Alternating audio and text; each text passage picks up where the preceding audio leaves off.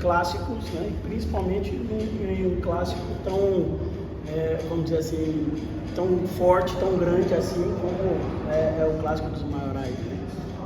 E o jogo foi dentro daquilo que a gente esperava, um jogo de alternância, mas a gente com maior posse e o adversário se fazendo de transições, de boas transições, né? Em função da velocidade de 3 homens, um homem de meio e 2 atacantes de lado, né? E o jogo transcorreu, né, dentro daquilo que nós esperávamos. No primeiro grande lance, se a gente consegue fazer o gol ali no lance do Vanderlan, você faz o adversário ter que sair daquilo que é confortável para ele, né? Que era nos induzir ao erro para aproveitar essa transição. E a gente acabou não conseguindo. Depois tivemos a chance do Viana também, que poderia ter sido, né, o menino acabou cortando com o peito ali quase que em cima da linha, né? Era preciso sair na frente para que a gente pudesse inverter o processo, para que a gente pudesse fazer com que o jogo ficasse mais confortável para a gente.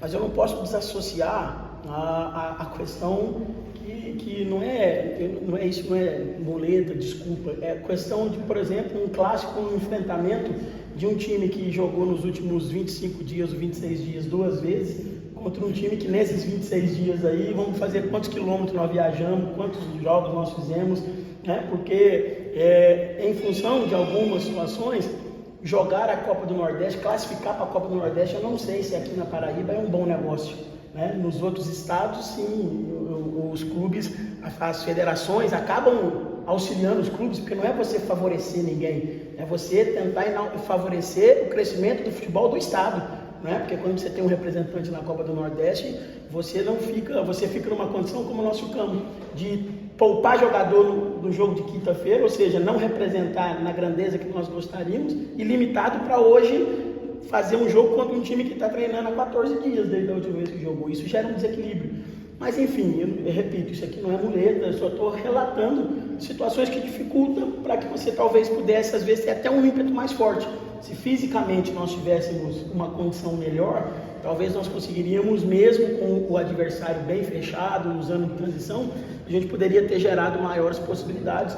Mas o clássico, ele é sempre assim, ele é sempre brigado, ele é sempre disputado, e isso as duas equipes fizeram, né? Eu não posso aqui, em função da frustração às vezes de querer ganhar um jogo, também não me solidarizar com meus jogadores pela entrega que eles tiveram nos 90 minutos. O 0-0 foi justo pelo que as equipes apresentaram durante 90 minutos?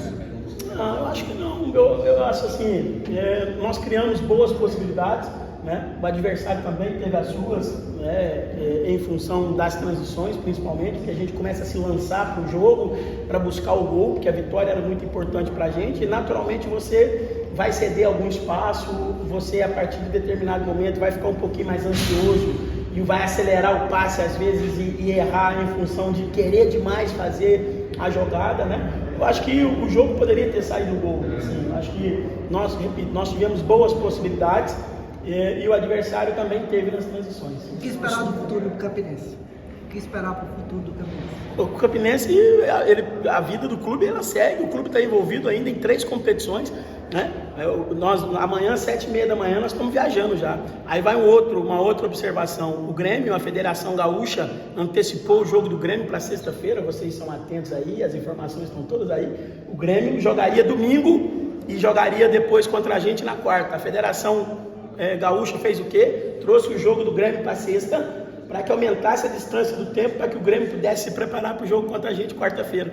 O que eu espero para a sequência do Campinense? Eu espero para casa agora, assistir um pouco do jogo em casa, e amanhã 7h30 entrar no ônibus e fazer uma viagem de 12 horas até Brasília, porque nós vamos para Recife nós vamos para São Paulo nós vamos para Brasília, vamos chegar 10 horas da noite em Brasília. Então o que eu espero é viajar amanhã e passar a pensar no Grêmio a partir do momento que a gente sair daqui do estádio. A gente sabe que são poucas, né? Mas existem ainda as possibilidades do Campinense passar para a próxima fase.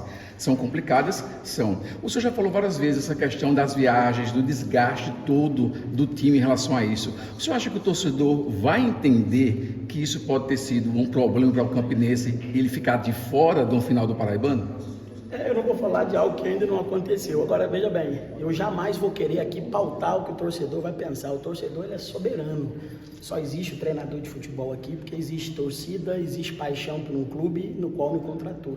Então, eu respeito todo de qualquer sentimento do torcedor e ele tem direito de ter a reação ou a chateação, porque ele é torcedor. Eu já fui torcedor. Eu só sou treinador de futebol hoje porque um dia fui torcedor, me apaixonei por isso daqui e fui me preparar para viver dentro do futebol. Então, o torcedor é soberano, ele não tem que entender. Quem tem que entender isso somos nós que somos profissionais de futebol.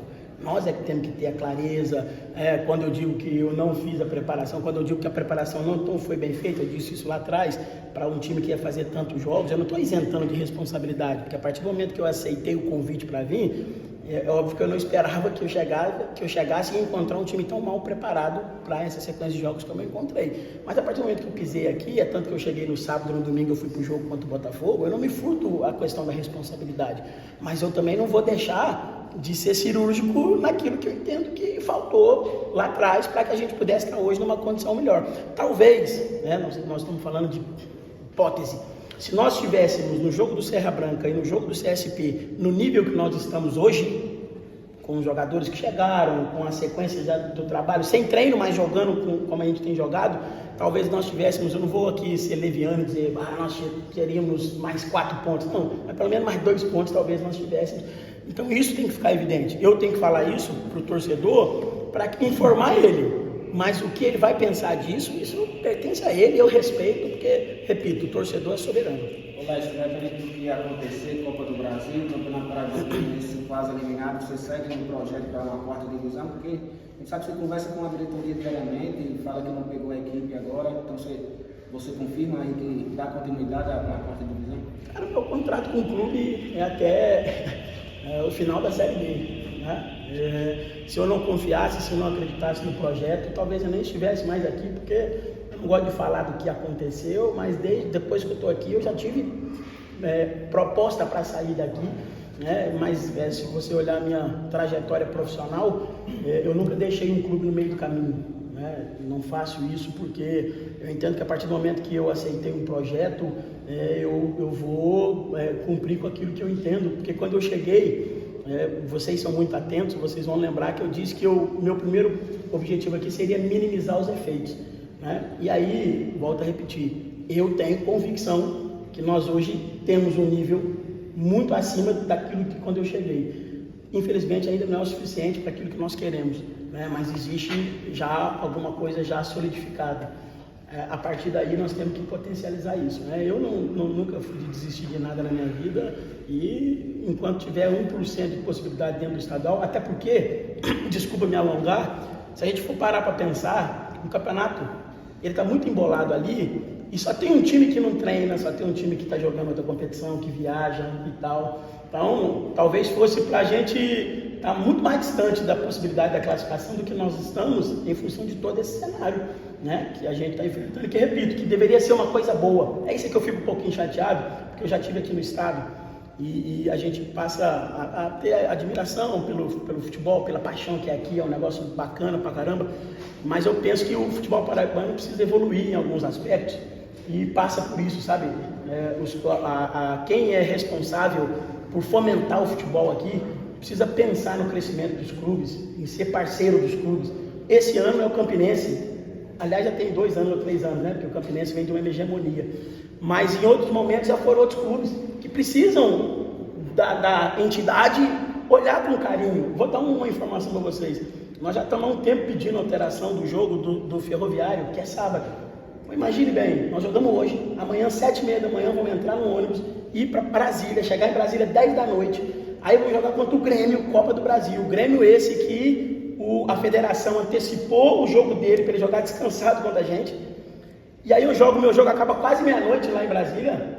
E eu sábado tenho um jogo aqui 5 horas da tarde contra o Ferroviário. Isso é desumano, pô. Entende que, peraí, qual é o objetivo de você representar um estado na Copa do Nordeste? É você representar verdadeiramente. Então assim, eu tô aqui apenas colocando fatos. E repito, isso não isenta responsabilidade nem nada, a gente está aqui para tentar minimizar esses efeitos. Mas eu pensando como o Estado como um todo, representatividade do Estado, eu penso que isso é algo que precisa evoluir para que os clubes tenham melhores condições de fazer cada vez mais a representação do Estado de forma mais sólida.